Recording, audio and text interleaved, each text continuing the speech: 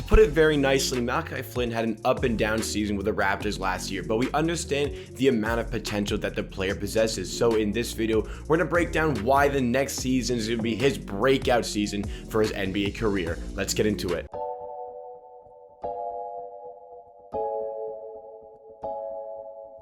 Welcome NBA and Raptors fans to Amateur Hour Sports. This is the channel where you get NBA content with a focus on the Toronto Raptors at least 4 days a week. That is Monday, Wednesday, Friday, and Saturday. This is your Friday episode where we're talking about Malachi Flynn and why this might be his breakout season with the Raptors. So if you like what you see from today's video and you want more of myself talking about the NBA and the Raptors and videos and content just like this, make sure to hit that subscribe button down below to show support to the channel on a road to 6,000 subscribers. And if you want even more content, check out the brand new Amateur Hour TV channel where we're going to be doing tons of vlogs and interviews with Raptors fans just like you. The first video should be out this weekend. That's partially the reason why my voice is going and I don't sound the same right now. But let's get down to business for the video because we are going to soldier on, even though my voice is only at about 50% right now, because we just simply have to talk about Malachi Flynn. It's kind of been eating at me ever since I watched him in Summer League because he was great in Summer League and made me very excited to watch him play for the Raptors this season. I kind of touched on him a little bit in other videos, but I want to dedicate a full video to why I think he's about to break out, because last season, like I said in the intro, it was up and down, and it started on quite a bit of a high. After he got drafted 29th overall, we were pretty excited because we dubbed this guy the next Fred VanVleet, and why wouldn't we? He was coming off of a great season where he was the Mountain West Conference Player of the Year as well as Defensive Player of the Year, and we think that, or we thought at least that at 29 overall, that was a little bit of a steal. And we thought that especially after what we saw in preseason. We had 2 games against the Charlotte Hornets and 1 against the Miami Heat before last season. And against the Hornets, in both games, he was fantastic. He was great in his preseason debut, and he got even better in the second game against the Charlotte Hornets, looking confident, shooting well from 3, playmaking very well, doing some excellent things on defense, like getting steals. And then in the third preseason game, it was a little bit weird. Like, we saw so many good things about Malachi Flynn against the Hornets, and even non-Raptors fans were calling this guy an absolute steal at 29th overall.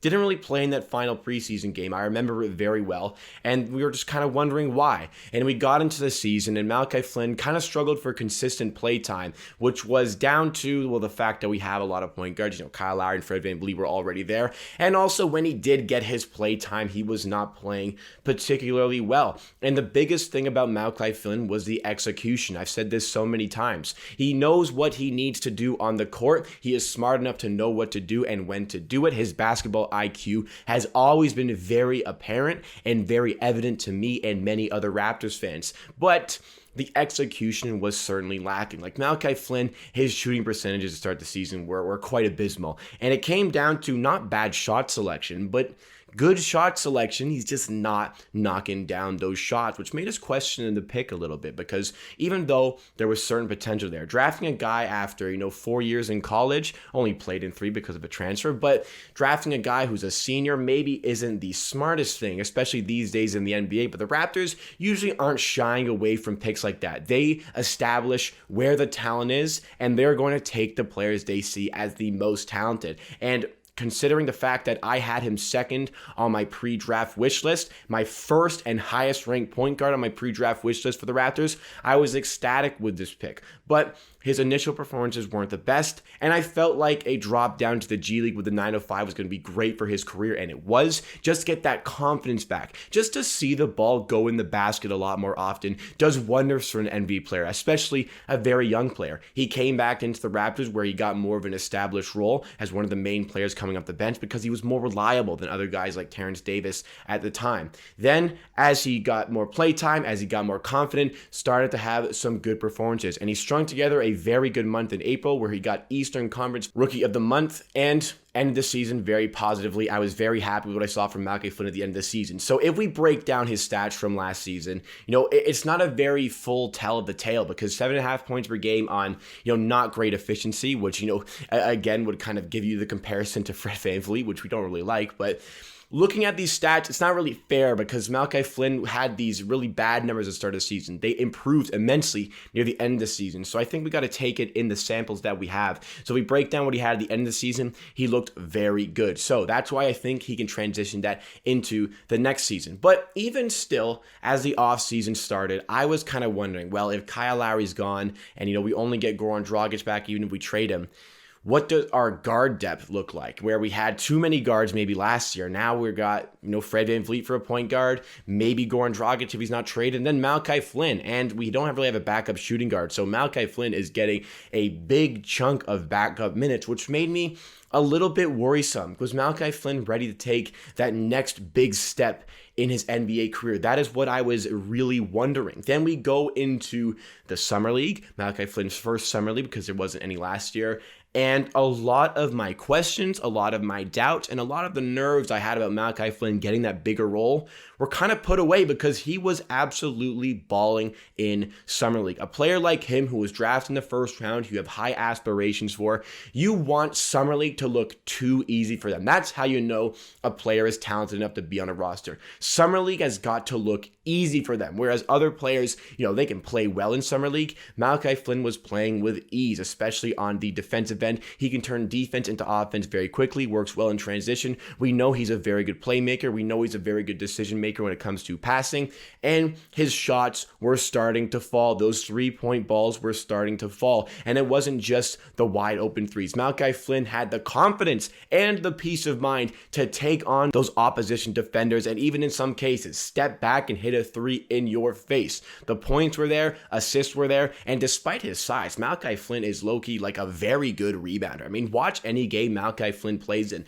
Obviously, his size isn't going to get him any rebounds, but he knows those nice positions to get in where, the bigs do their job in terms of the rebounding, but he has the good decision making to get into position where if it's an extra long rebound, he is right there ready to pull it down. So lots of good things about Malachi Flynn's game, and the Summer League definitely gave me some good vibes about his game. So, mixed with the confidence of that, I think Malachi Flynn is going to have a good preseason where he can only build his confidence more, and getting a full proper offseason under his belt in the NBA is going to be great for him, because last year, obviously, with all the restrictions going on, it wasn't that easy to get a proper offseason and a proper NBA offseason in with an NBA team. So, Malachi Flynn has finally gotten that, and he's showcased how he's been working on his game in the Summer League. Obviously, it is just Summer League, but like I said, it looked a little bit too easy for Malachi Flynn. So as he progresses on in his NBA career, he is ready for this breakout season this year for, I would say, a couple of very good reasons. The first reason is immediately on day one this season,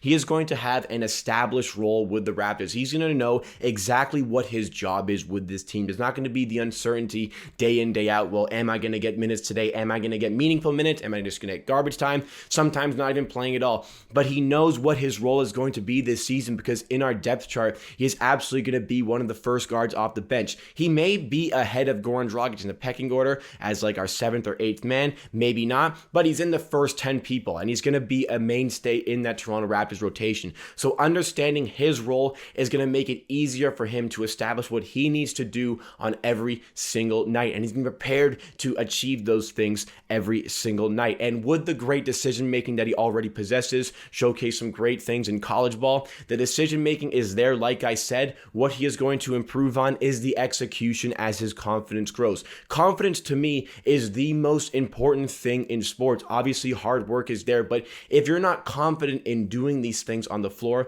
it is not going to show up, because if you're not confident, you think about the plays too much. You're at your best when you're performing these basketball and sporting movements naturally. You're not overthinking what you need to do to succeed. You simply have the headspace and you know what needs to be done, and you don't really need to think about it because it just comes naturally to you. That is when an athlete is at their peak. That is when an athlete is at their best. So as the confidence continues to grow for Malachi Flynn, and even still, the decision making is good, but he's still going to improve that. The execution is going to continue to grow. His role with the team is going to continue to grow, and that is why he is ready to take the next step in his Raptors career and break out this season as a proper backup point guard. What we can expect from Malachi Flynn over the course of his career is we have a player here with, again, this great decision making. It gives me these Fred VanVleet vibes. The Raptors like two things. They like your two-way 6'8", 6'9" wings, and they like their small point guards. They had Lowry, then they had Fred VanVleet, and now they have Malachi Flynn as well. They know how to mold